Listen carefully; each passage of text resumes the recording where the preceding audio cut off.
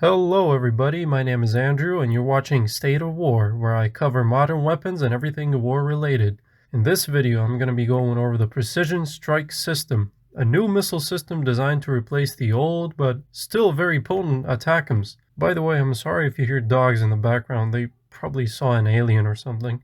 The first thing that probably caught your attention in that beautiful intro that you've just watched was the abundance of M270 launcher footage.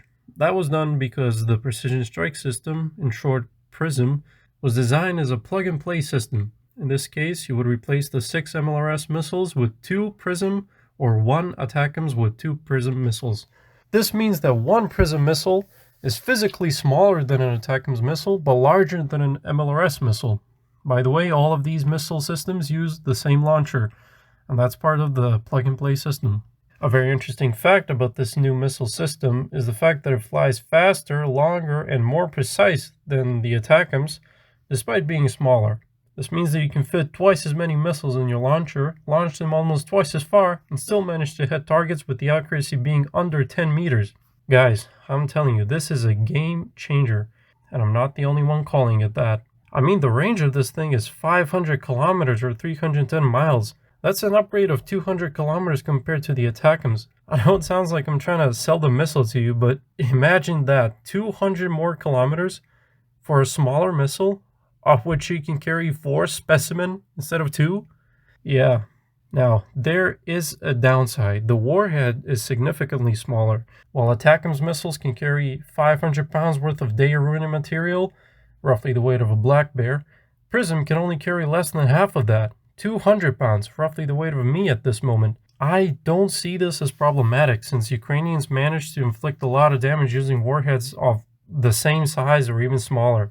On top of that, PrSM is more accurate, so I guess it all accounts for the relative lack of firepower. What's interesting is its warhead. It will come in different configurations, the basic one being HE fragmentation, in case you just want to blow stuff up. But in the future, it will possibly include, and listen to this, Coyote drones and glide bombs. What? Who even comes up with this? Anyways, PrSM uses GPS/INS with advanced target discrimination, something not previously seen on the ATACMS. It flies at supersonic speeds, which is achieved using a dual pulse rocket motor, which we don't know a lot about in this specific instance. The missile is very versatile as it can be used as rocket artillery, short-range ballistic missile, medium-range ballistic missile, and also as an anti-ship ballistic missile. Fun is unfortunately not free, so one of these bad boys will set you back by around $3.5 million or more, which means that a fully loaded launcher will be carrying around $14 million, which really doesn't seem a lot when you compare it to one of those cars that Shakes drive. Now look guys, I'm no expert, but I think I'd pick my targets carefully, always making sure to ask myself whether the target is worth $3.5 million or not, but that's just me. If you want to see more videos breaking down the latest in modern weapons and warfare, make sure to hit that subscribe button and ring the bell for notifications. Thanks for watching, I'll see you next time, State of War out.